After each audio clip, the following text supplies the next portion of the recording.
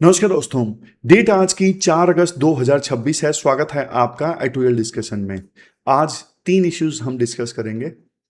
सबसे पहला आर्टिकल आज हम डिस्कस करेंगे registration of birth and death bill 2026 से संबंधित। इसके बाद देखो नेक्स्ट आर्टिकल हम डिस्कस करेंगे इंडिया इजराइल की डिफेंस पार्टनरशिप से संबंधित। क्या इंडिया को इजराइल के साथ डिफेंस पार्टनरशिप तोड़ देनी चाहिए? तीसरा आर्टिकल हम डिस्कस करेंगे सरकार गवर्नमेंट स्कूल्स को यानी सरकारी स्कूलों को क्यों बंद कर रही है। तो 3 आर्टिकल्स तीनों इंपॉर्टेंट है। टेलीग्राम चैनल आप ज्वाइन कर लीजिए ये क्यूआर कोड स्कैन करके। चलिए डिस्कशन स्टार्ट करते हैं। आज के हमारी डिस्कशन में first important article registration of birth and death amendment bill 2026 से संबंधित है। अपने सिलेबस में जीएस पेपर सेकंड के इस टॉपिक से आर्टिकल को रिलेट कर सकते हो। देखो सबसे पहले ना बेसिक्स की बात कर लेते हैं। हमारे देश में ना बच्चे का जन्म होता है या फिर किसी की डेथ होती है तो ये सारी चीजें ना रिकॉर्ड होती हैं। ये सारी चीजें पब्लिक रिकॉर्ड में आती हैं, सरकारी रिकॉर्ड में आती हैं और इसे बोलते हैं सिविल रजिस्ट्रेशन सिस्टम यानी CRS, सिविल रजिस्ट्रेशन सिस्टम। और इसके लिए ना 1969 में ना एक कानून बना था। अब देखो रूल ये है कि 21 दिनों में ना रजिस्ट्रेशन करवाना जरूरी है। 21 दिन के अंदर रजिस्ट्रेशन फ्री होता है जन्म का या फिर मृत्यु का। अगर आप 21 दिन के बाद करवाते हो ना तो आपको पेनल्टी देनी पड़ती है और यह हमारा बेसिक लॉ है। बच्चे का जन्म हुआ 21 दिनों के अंदर अंदर रजिस्टर करवाओ, किसी की डेथ हुई 21 दिनों के अंदर अंदर डेथ सर्टिफिकेट बनवाओ। समझ गए? 2023 में ना सरकार ने इसमें ना एक बड़ा बदलाव किया। बदलाव क्या था? बर्थ सर्टिफिकेट को ना मास्टर डॉक्यूमेंट बना दिया। अब ये देखो हर जगह ना एक प्रकार से ना गेटकीपर बन गया है। आप पूछोगे सर ये गेटकीपर क्या होता है और बर्थ सर्टिफिकेट कैसे गेटकीपर बन गया? देखो गेटकीपर का मतलब होता है मुख्य एंट्री पास। समझ गए? स्कूल एडमिशन आपको करवाना है तो भाई बर्थ सर्टिफिकेट जरूरी है। वोटर लिस्ट में नाम डलवाना है, बर्थ सर्टिफिकेट जरूरी है। पासपोर्ट और इवन ड्राइविंग लाइसेंस के लिए भी बर्थ सर्टिफिकेट जो है वो मैंडेटरी है। और गवर्नमेंट जॉब्स में भी बर्थ सर्टिफिकेट जो है वो एक एज प्रूफ का काम करता है।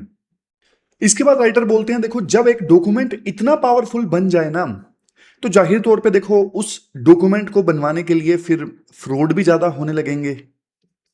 इतनी सारी चीजों के लिए तो बर्थ सर्टिफिकेट जरूरी है। तो बर्थ सर्टिफिकेट के लिए इंसेंटिव बहुत सारे हैं फर्जी बनवाने के लिए। तो बहुत सारे फ्रॉड स्टार्ट हो गए, झूठे सर्टिफिकेट लोगों ने बनवाने स्टार्ट कर दिए और एग्जीक्यूटिव मजिस्ट्रेट ना इनको आसानी से पास कर रहे थे। आइडेंटिटी डॉक्यूमेंट्स बहुत पॉलिटिकल सेंसिटिव होते हैं, आपको भी पता है, क्योंकि बर्थ सर्टिफिकेट के बेस पे मान लो वोटर कार्ड बन रहा है तो सोच के देखो बर्थ सर्टिफिकेट कितना सेंसिटिव हो गया है। क्योंकि डेमोक्रेसी में भाई वोट देने का अधिकार बहुत इंपॉर्टेंट अधिकार है। इलीगल माइग्रेंट्स हमारे देश में आते हैं, मान लो वो फर्जी ढंग से बर्थ सर्टिफिकेट बनवा लें और फिर उसके बेस पे वोट भी बनवा लें, उसके बेस पे पासपोर्ट भी बनवा लें, तो सोच के देखो कितना गलत होगा हमारी देश की डेमोक्रेसी में। तो इसी फ्रॉड को रोकने के लिए ना सरकार अब एक बिल लेके आई है। ये बिल लोकसभा में पास हो गया। अब इस बिल ने क्या किया है? इस बिल ने देखो 2026 के इस अमेंडमेंट बिल ने ना आरबीडी एक्ट के सेक्शन 13 क्लोज 3 को अमेंड किया है। ये जो बिल आया है ना अभी, इस बिल ने आरबीडी एक्ट के सेक्शन 13 क्लोज 3 को अमेंड किया है। अब नए जो रूल्स हैं वो देखो कुछ इस प्रकार के हैं। 2 स्टेजेस में डिवाइड कर दिया गया है। मान लो रजिस्ट्रेशन 2 साल से कम का है और दूसरी स्टेज में मान लो रजिस्ट्रेशन 2 साल से ज्यादा का है। अगर मान लो रजिस्ट्रेशन 2 साल के अंदर अंदर का है ना तो एग्जीक्यूटिव मजिस्ट्रेट ऑर्डर पास कर सकता है। लेकिन मान लो अगर जो रजिस्ट्रेशन में डिले 2 साल से ज्यादा का है तो फिर भाई जुडिशियल जो मजिस्ट्रेट है उनको फिर ऑर्डर पास करना पड़ेगा, उनकी जरूरत पड़ेगी। जुडिशियल मजिस्ट्रेट इवेंट को वेरीफाई करेंगे और इवेंट को वेरीफाई करके ही इनके द्वारा जो ऑर्डर है वो पास किया जाएगा। अब ये जो एग्जीक्यूटिव मजिस्ट्रेट होते हैं, ये तो देखो सरकार के नुमाइंदे होते हैं एक प्रकार से। ये एडमिनिस्ट्रेटिव लेवल के ऑफिसर होते हैं। लेकिन ये जो जुडिशियल मजिस्ट्रेट होते हैं, ये जुडिशियल ऑफिसर होते हैं, ये कोर्ट की तरफ से होते हैं, जज वगैरह, समझ गए। एक चिंता की बात देखो ये कि ये बिल लोकसभा में पास हो गया बिना चर्चा के, क्योंकि उस समय जो विपक्ष जो था वो 20 जुलाई को जंतर मंतर पे जो प्रोटेस्ट कर रहे थे ना युवा लोग, उन पे पुलिस ने लाठियां मारी और विपक्ष इस मुद्दे पे प्रोटेस्ट कर रहा था। तो मीनवाइल ये बिल जो था सरकार ने पास करवा दिया। ये थोड़ी सी चिंताजनक बात है, बिना डिबेट के बिल पास हो जाना। अब क्वेश्चन ये उठता है कि सरकार ने रजिस्ट्रेशन में अगर 2 साल से ज्यादा का डिले है तो पावर जुडिशियल मजिस्ट्रेट को क्यों दी? इसका आंसर आर्टिकल में दिया जाता है कि भाई जो ये आइडेंटिटी केसेस होते हैं ना, जैसे मैंने पहले भी आपको बताया, ये आइडेंटिटी केसेस बहुत ज्यादा पॉलिटिकल कंटेंशियस होते हैं, सेंसिटिव इश्यूज होते हैं। जैसे बताया ना, माइग्रेंट्स, इलीगल माइग्रेंट्स उन्होंने अपनी आईडी बनवा ली, उसके बेसिस पे राइट्स ले लिए, फिर इसके बेसिस पे बहुत पॉलिटिक्स भी होती है हमारे देश में और सिक्योरिटी को भी खतरा रहता है। तो जो एग्जीक्यूटिव है ना, यानी सरकार के नुमाइंदे हैं, एग्जीक्यूटिव मजिस्ट्रेट, एडमिनिस्ट्रेटिव रिप्रेजेंटेटिव, उन पर देखो आरोप ये लगते हैं वो ना आर्बिट्ररी ढंग से डिसीजन लेते हैं रूलिंग पार्टी के कहने पे। अब डिसीजन मान लो कोर्ट लेगी ना, तो फिर आरोप एडमिनिस्ट्रेशन पे नहीं लगेगा कि आप पक्षपात कर रहे हो। तो ये मेन मुद्दा है, सरकार ये बिल लेके आई है। लेकिन देखो इस बिल के साथ में ना कुछ प्रॉब्लम्स भी हैं। प्रॉब्लम क्या है? जैसे सबसे पहली प्रॉब्लम ये है कि जो एविडेंशियरी जो रूल्स है ना वो बिल्कुल नहीं बदले हैं। मतलब सबूत के जो पुराने नियम है वही चलेंगे, इवन ये बिल पास होने के बावजूद भी। अगर देखो पुराने रूल्स कमजोर थे तो भाई सख्त करते, लेकिन सरकार ने वैसा नहीं किया। मतलब आइडेंटिटी साबित करने के लिए जो एविडेंस वगैरह चाहिए ना, उसके रूल्स अभी भी पुराने ही हैं। दूसरा, 2 साल की जो लिमिट लगाई गई है, इसका क्या पर्पस है? 2 साल बाद फ्रॉड रिस्क क्यों बढ़ता है? सरकार ने इसका कोई मतलब साइंटिफिक एविडेंस नहीं दिया कि हमने 2 साल का ही थ्रेशोल्ड क्यों लगाया है। तीसरा सबसे बड़ा मुद्दा गरीबों के लिए है। देखो अगर मान लो कोई गलत डिसीजन दे देता है कि भाई तुम्हारा बर्थ सर्टिफिकेट नहीं बनना चाहिए, तुम अपनी आइडेंटिटी साबित नहीं कर सके, लेकिन वो पर्सन बिल्कुल जेन्युइन था, लेकिन उसे ना ठीक करवाने के लिए भी अब कोर्ट के चक्कर काटने पड़ सकते हैं। लेकिन डिसएडवांटेज सेक्शंस के लिए, गरीब लोगों के लिए कितनी दिक्कत होगी कि वो अपना बर्थ सर्टिफिकेट ठीक करवाना चाहते हैं या कुछ बनवाना चाहते हैं, तो भाई अब उन्हें कोर्ट के चक्कर लगाने पड़ेंगे, उनके लिए दिक्कत हो जाएगी। देखो लास्ट में अमर्त्य सेन की एक बात बोली जाती है आर्टिकल में। अमर्त्य सेन ने बोला था आइडेंटिटी जो है किसी भी पर्सन की, वो देखो राइट्स की फाउंडेशन होती है। मतलब जैसे अब मान लो कोई फॉरेनर है, इलीगल माइग्रेंट है, अब उसका सर्टिफिकेट नहीं बना हुआ हमारे देश में, तो उसको तो राइट्स नहीं मिलेंगे ना। तो इसीलिए आइडेंटिटी किसी भी राइट्स की फाउंडेशन होती है, बहुत इंपॉर्टेंट होती है आइडेंटिटी। बिना आइडेंटिटी कोई आधार नहीं मिलता। असम में एनआरसी हुआ था, एनआरसी में एक छोटी सी भूल जिसने कई सारे लोगों को स्टेटलेस बना दिया। इतनी इंपॉर्टेंट है आइडेंटिटी। आप एक और छोटा सा एग्जांपल लो, मान लो महेश है। महेश देखो एक छोटे से गांव में रहता है, रिमोट एरियाज में, वो टाइम पे रजिस्ट्रेशन नहीं करवा पाया, या फिर अनडॉक्यूमेंटेड माइग्रेंट को अचानक सर्टिफिकेट चाहिए, उनके पास वैलिड रीजंस थे डिले के, अब उन्हें कोर्ट जाना पड़ेगा, कोर्ट के प्रोसेस लंबे और आपको पता है महंगे भी होते हैं। तो गरीब लोगों के लिए एक्सेसिबिलिटी जो है वो कम हो जाएगी। जब भी देखो कोई डॉक्यूमेंट जरूरी होता है ना, तो सरकार उसे प्रोटेक्ट करने के लिए ना और स्ट्रिक्ट कानून बना देती है। लेकिन होता क्या है भाई, जिसको फर्जी ढंग से बनवाना है ना, तो वो तो कैसे ना कैसा रास्ता ढूंढ ही लेता है। लेकिन सरकार ने रूल्स स्ट्रिक्ट कर दिए, अब इसका नुकसान आम लोगों को होता है, जेन्युइन लोगों को इसका नुकसान होता है, उन्हें फिर बार बार चक्कर काटने पड़ते हैं, रिश्वत देनी पड़ती है अपना डॉक्यूमेंट बनवाने के लिए। तो ये चिंता की बात है। तो ये पूरा आर्टिकल हमने डिस्कस किया। अब ये तो मैंने आपको बता ही दिया, असम एनआरसी वाला। ये कुछ कीवर्ड्स हैं जो आप आंसर्स में यूज कर सकते हो, और ये पोटेंशियल क्वेश्चन नंबर 1 है जो आपको अटेम्प्ट करना है। चलते हैं आगे। इसके बाद नेक्स्ट आर्टिकल देखो, इंडिया इजराइल रिलेशंस से संबंधित है। अपना सिलेबस में जीएस पेपर सेकंड के इस टॉपिक से आर्टिकल को रिलेट कर सकते हो। क्या कंटेक्स्ट है? कंटेक्स्ट देखो, ये है amnesty international, global human rights का एक एनजीओ है। अब इन्होंने ना एक रिपोर्ट निकाली।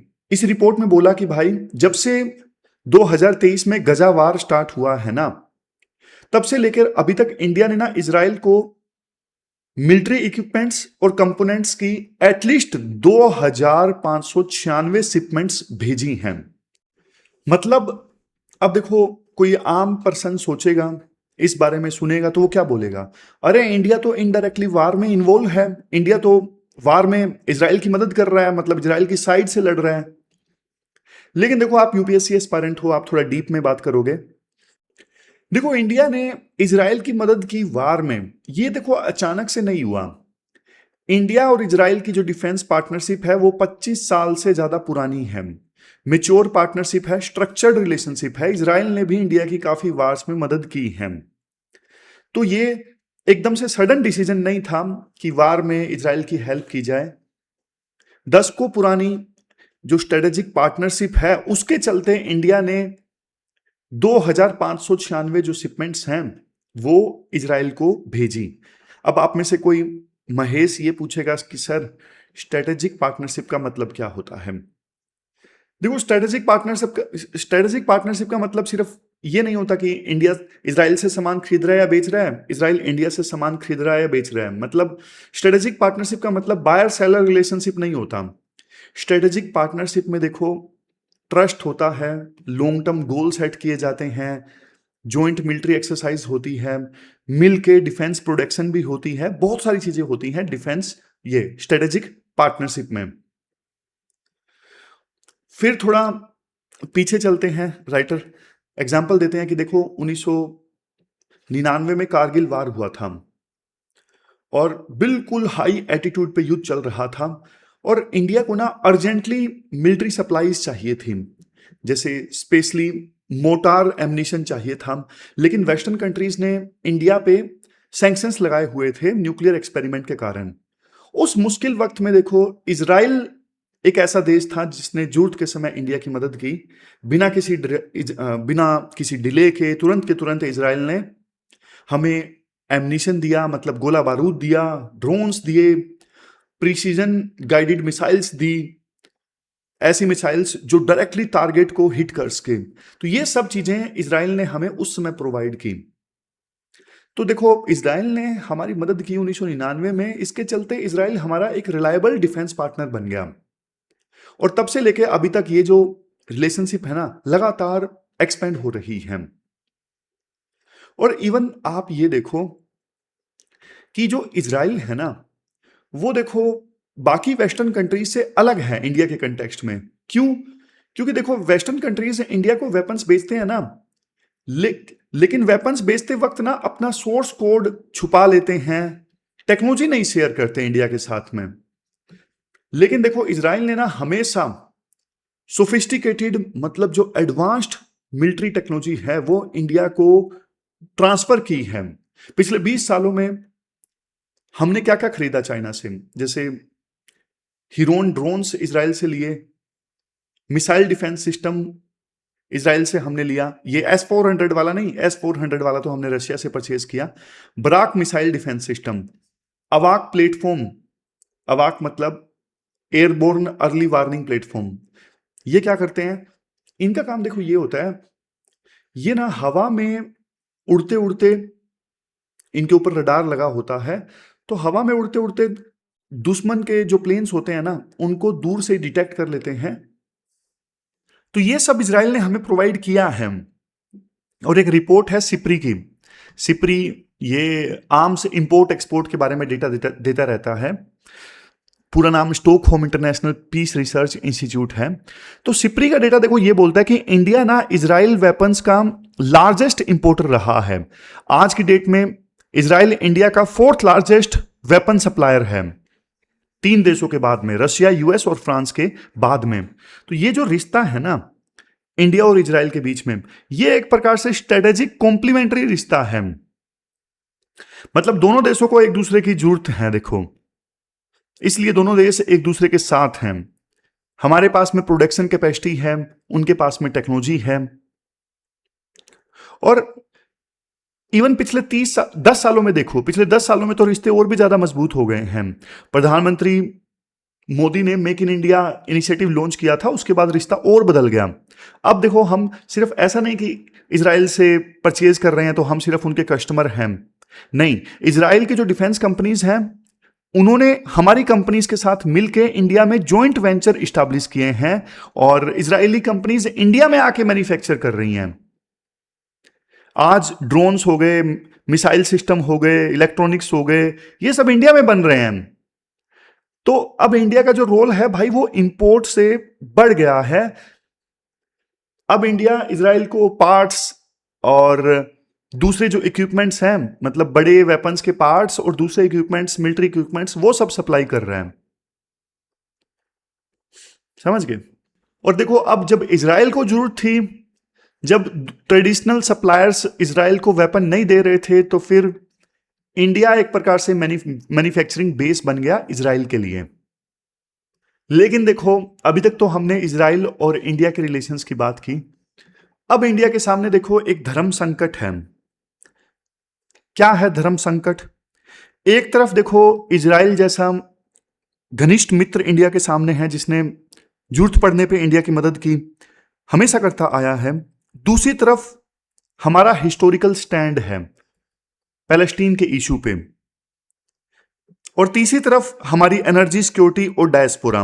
एनर्जी सिक्योरिटी मतलब यूएई और सऊदी अरेबिया, यहां से हम तेल मंगवाते हैं, यहां पे भारतीय मूल के लोग रहते हैं, यहां पे काम करते हैं।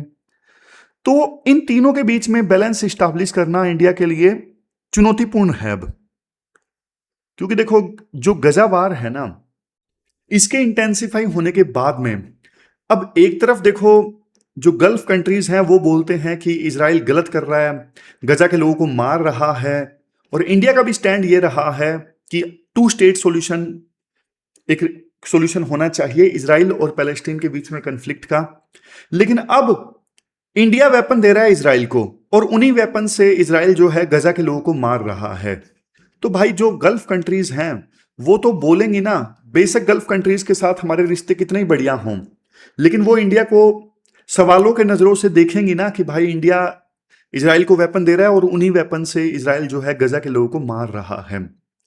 तो ये जो सिप्री की रिपोर्ट आई, तो क्या इस सिप्री की रिपोर्ट के बाद इंडिया इजराइल से दोस्ती तोड़ देगा? इसका आंसर एब्सोल्युटली नॉट। क्यों? क्योंकि देखो, हमारा रिश्ता सिर्फ बंदूकों का नहीं है। इजराइल से हमें एग्रीकल्चर टेक्नोलॉजी भी मिलती है, इवन वाटर मैनेजमेंट की टेक्नोलॉजी भी हमें इजराइल से मिलती है।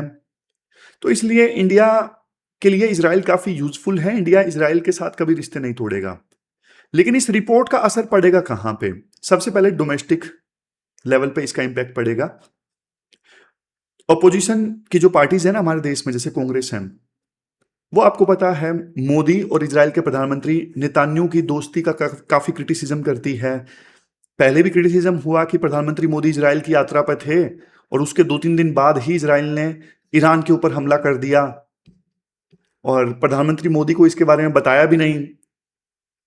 तो ये सब चीजें राइटर कहते हैं। लेकिन देखो, इस चीज का कोई खास डोमेस्टिक असर वास्तव में पड़ेगा नहीं अगर ओपोजिशन इस मुद्दे को उठाती भी है तो। क्योंकि इजराइल को लेकर ना हमारे देश में काफी गुडविल है। तो ऐसा नहीं है कि इंडिया ने इजराइल को हथियार भेजे तो एकदम से लोग सरकार से नाराज हो जाएंगे, नहीं। दूसरा, एक्सटर्नल इंपैक्ट क्या होगा? अरब जो कंट्रीज हैं उनकी तरफ से थोड़ी नाराजगी देखने को मिल सकती है। लेकिन देखो, अरब लीडर्स को पहले से पता था कि इंडिया इजराइल डिफेंस टाइज काफी ज्यादा मजबूत है, उनको पहले से पता था। अब देखो कोल्ड वार का जो जमाना है ना वो जा चुका है कि अरब वर्ल्ड जो है वो इजराइल के अगेंस्ट एकजुट है। इवन अरब वर्ल्ड के जो कंट्रीज हैं वो ही अब इजराइल के अगेंस्ट एकजुट नहीं है। समझ गए? आज अरब कंट्रीज की जो इजराइल के साथ दुश्मनी है ना वो सिर्फ कॉस्मेटिक है, दिखाने दिखाने के लिए है, क्योंकि गल्फ कंट्रीज मुस्लिम कंट्रीज हैं तो वो दिखाने दिखाने के लिए इजराइल को क्रिटिसाइज करते हैं। अदरवाइज तो देखो कुछ कंट्रीज ने तो इजराइल के साथ रिश्ते भी नॉर्मलाइज कर लिए हैं। समझ गए? हाँ, कुछ नॉन अरब कंट्रीज जरूर हैं जैसे टर्की या फिर मलेशिया, ये जरूर मचलेंगे। मचलेंगे मतलब ये जरूर हल्ला मचा सकते हैं, लेकिन इनके क्रिटिसिज्म की वजह से इंडिया इजराइल के साथ अपनी जो पॉलिसी है उसे चेंज नहीं करेगा। लेकिन अब एथिक्स का एंगल आप देखिए, एक एथिक्स का एंगल है। क्या इंडिया को ऐसी गवर्नमेंट के साथ में ज्वाइंट प्रोडक्शन करना चाहिए जिसपे गजावार में ह्यूमन राइट्स वायलेशन के आरोप लग रहे हैं? मतलब इजराइल का जो कंडक्ट है उसका क्रिटिसिज्म पूरे वर्ल्ड में हुआ है, तो क्या इंडिया को ऐसे देश के साथ में टाई अप रखने चाहिए? देखो नेशनल इंटरेस्ट अलग बोलेंगे, नेशनल इंटरेस्ट तो बोलेंगे कि हाँ यार सिर्फ इंटरेस्ट मैटर करते हैं, फायदा मैटर करता है। बट इंडिया देखो विश्व गुरु की अपनी इमेज बना रहा है, तो जब इंडिया ऐसी इमेज बनाना चाहता है ना तो भाई ये मोरल डायलेमा इंडिया के लिए जरूर रहेगा। वैसे आप बताओ, एथिकल एंगल से आप बताओ, क्या इंडिया को इजराइल के साथ अपनी दोस्ती रखनी चाहिए या नहीं रखनी चाहिए? चलते हैं आगे। इसके बाद नेक्स्ट आर्टिकल देखो, गवर्नमेंट स्कूल्स क्यों बंद हो रहे हैं। आप ना सिलेबस में जीएस पेपर सेकंड के इस टॉपिक से आर्टिकल को रिलेट कर सकते हो। पहले देखो कुछ बेसिक्स हम समझ लेते हैं। एजुकेशन कौन सी कॉन्स्टिट्यूशनल लिस्ट में आता है? ये 7वें शेड्यूल में कॉन्करेंट लिस्ट में आता है। 42nd कॉन्स्टिट्यूशनल अमेंडमेंट 1976 में आई थी और उस समय इसे कॉन्करेंट लिस्ट में डाल दिया गया था। मतलब सेंटर और स्टेट दोनों रिस्पॉन्सिबल हैं एजुकेशन के लिए। फिर देखो एक है RTE act 2009, right to education act 2009। यह आर्टिकल संविधान के आर्टिकल 21A को इंप्लीमेंट करने के लिए लाया गया था। इसमें क्या है, इसमें प्रोविजन ये है कि 6 से 14 साल के बच्चों के लिए जो फ्री एजुकेशन है वो एक फंडामेंटल राइट है। समझ गए? अब देखो इसमें एक कंसेप्ट है नेबरहुड स्कूल का, मतलब स्कूल घर के पास होना चाहिए। प्राइमरी स्कूल 1 किलोमीटर के अंदर होना चाहिए और अपर प्राइमरी स्कूल जो है वो 3 किलोमीटर के अंदर होना चाहिए। तो ये बेसिक्स बताने जरूरी थे। अब आते हैं प्रॉब्लम की तरफ। आज की न्यूज पे नीति आयोग की एक नई रिपोर्ट आई कि पिछले 10 सालों में ना 94,000 जो सरकारी स्कूल हैं वो बंद हो गए हैं। मतलब रोजाना 25 स्कूल जो हैं वो बंद हुए। अब देखो ये बहुत बड़ा और डरावना नंबर है। इसका असर क्या हुआ? इसका असर ये हुआ 2,26,00,000 लोगों का जो इनरोलमेंट है वो कम हुआ। सरकारी स्कूल्स का जो शेयर है वो गिर गया। 2005 में इनरोलमेंट शेयर, बच्चों का इनरोलमेंट शेयर 2005 में 71% था। 2024-25 में सरकारी स्कूलों में बच्चों का जो इनरोलमेंट शेयर है वो घट के सिर्फ 50% के आसपास रह गया, 49.24% रह गया। समझ गए? यानी 2005 में सरकारी स्कूलों में 71% बच्चे पढ़ रहे थे, 2024-25 में सरकारी स्कूल में 50% बच्चे पढ़ रहे हैं। ये सब क्यों हो रहा है? मतलब सरकारी स्कूल क्यों बंद हो रहे हैं? अब इसका कारण देखो रैशनलाइजेशन बताया गया है। आप बोलोगे सर रैशनलाइजेशन का एक्चुअल मतलब क्या होता है? रैशनलाइजेशन का एक्चुअल मतलब होता है कम बच्चों वाले स्कूल्स को मर्ज करना या उनको हमेशा के लिए बंद कर देना। और देखो नेशनल एजुकेशन पॉलिसी 2020 जो है वो इस चीज को सपोर्ट करती है। लेकिन देखो नेशनल एजुकेशन पॉलिसी 2020 ने ना एक वार्निंग भी दी थी कि भाई नेबरहुड स्कूल का जो कंसेप्ट है ना वो नहीं टूटना चाहिए। स्कूल बच्चों के घर के आसपास होना चाहिए। लेकिन ग्राउंड रियलिटी ये है कि ये जो कंसेप्ट है वो टूट रहा है। और ये सिर्फ शहर जाने की वजह से नहीं हुआ। ये देखो एक कोऑर्डिनेटेड एडमिनिस्ट्रेटिव डिसीजन है, सरकार जानबूझ के ऐसा कर रही है। देखो इससे पहले कि हम आगे बढ़े, मैं आपको ना एक पर्सनल एक्सपीरियंस बताना चाहता हूं। जैसे देखो मेरे मेरे ना बहुत सारे सरकारी टीचर्स दोस्त हैं। मैं उनसे पूछता हूँ कि भाई तुम कितने बच्चों की क्लास को पढ़ाते हो? वो बोलते हैं कि सर हमारी क्लास में कोई कहता है 7 बच्चे हैं, कोई कहता है 11 बच्चे हैं। मतलब आर्टिकल में तो देखो आपको यूं लगेगा कि सरकार गलत ही गलत कर रही है, मतलब ये सरकारी स्कूल बंद नहीं होने चाहिए। लेकिन मेरा पर्सनल एक्सपीरियंस जो हो सकता है आप छोटा हो, कि मेरे ज्यादा से ज्यादा कितने सरकारी टीचर्स दोस्त होंगे, 10 होंगे ज्यादा से ज्यादा। हो मेरा सैंपल साइज उतना नहीं है, 10 सरकारी टीचर्स का सैंपल साइज मान लीजिए, लेकिन सारे के सारे जो टीचर्स हैं ना, उन्होंने मुझे एक ही बात बोली कि बच्चे हैं ही नहीं स्कूलों में, बच्चे आते ही नहीं है, बहुत कम बच्चे हैं सरकारी स्कूलों में। इसीलिए सरकार शायद स्कूल्स को मर्ज कर रही है, बंद कर रही है। ठीक है, ये मैंने आपको एक अलग डायमेंशन दी जो मैंने अपनी लाइफ में देखा। अब मेरा सैंपल साइज जितना है वो मैंने आपको बता दिया। अब फिर से राइटर की बात पे आते हैं। राइटर क्या कहते हैं, मध्य प्रदेश की केस स्टडी देते हैं। मध्य प्रदेश का जो डेटा है वो चौंकाने वाला है। 7,37,000 बच्चों का कोई स्कूल रिकॉर्ड नहीं। वो किस स्कूल में, वो किसी स्कूल में देखो इनरोल्ड ही नहीं है। झाबुआ और शिवपुरी 2 पिछड़े हुए जिले हैं। यहां पे 29,000 बच्चे ड्रॉप बॉक्स में हैं। ड्रॉप बॉक्स का मतलब वो बच्चे जो ड्रॉप आउट होने वाले हैं। 3500 स्कूल में 0 नए एडमिशन हुए। 6500 स्कूल में 10 से कम बच्चे आए। स्टेट वाइड 11,38,000 जो बच्चे हैं वो ड्रॉप बॉक्स में हैं, यानी उनका ड्रॉप आउट होने वाला है। समझ गए? सरकार ने अब इस सिचुएशन को एड्रेस करने के लिए, यानी ड्रॉप आउट रेट को कम करने के लिए अवेयरनेस कैंपेन चलाए, जैसे स्कूल चले हम। मतलब सरकार ने स्कीम चलाई लेकिन कोई फायदा नहीं हुआ। फिर देखो उत्तर प्रदेश और जम्मू एंड कश्मीर का भी डेटा है, लेकिन इतना डेटा आपको याद रखने की आवश्यकता नहीं है। तो राइटर ये बोलते हैं, देखो जब सरकारी स्कूल बंद होते हैं तो वल्नरेबल जो सेक्शंस हैं वो सबसे ज्यादा प्रभावित होते हैं, जैसे SC ST OBC माइनॉरिटी, यही ज्यादा सरकारी स्कूलों में पढ़ते हैं। अब स्कूल घर से दूर होता है तो लड़कियों का ड्रॉप आउट सबसे ज्यादा होता है, क्योंकि वो घर से ज्यादा दूर जा नहीं सकती। कहने को RTE एक्ट है, ग्राउंड पे उसे इंप्लीमेंट नहीं किया जा रहा है। स्कूल मैनेजमेंट कमेटी है कहने को, जो पेरेंट्स की आवाज को उठाए, लेकिन स्कूल मैनेजमेंट कमेटी की मीटिंग्स होती नहीं है। जब सेंटर से पूछा गया कि भाई स्कूल क्यों बंद किए जा रहे हैं, तो सेंटर कहता है कि एजुकेशन कॉन्करेंट लिस्ट में आता है, स्टेट रिस्पॉन्सिबल है।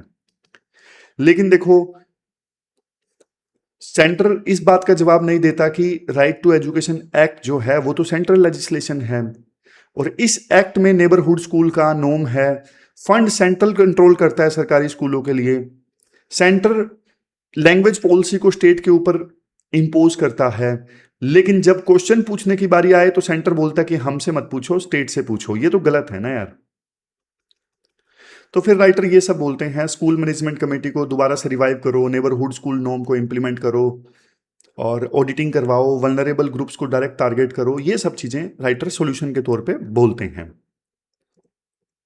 और ये प्रैक्टिस क्वेश्चन आपको अटेम्प्ट करना है, आज का क्वेश्चन नंबर 3। ये थी हमारी आज की डिस्कशन। कल मिलते हैं फिर से एक नई डिस्कशन के साथ। तब तक आप अपना ध्यान रखिए, अच्छे से पढ़िए। Thank you very much for discussion.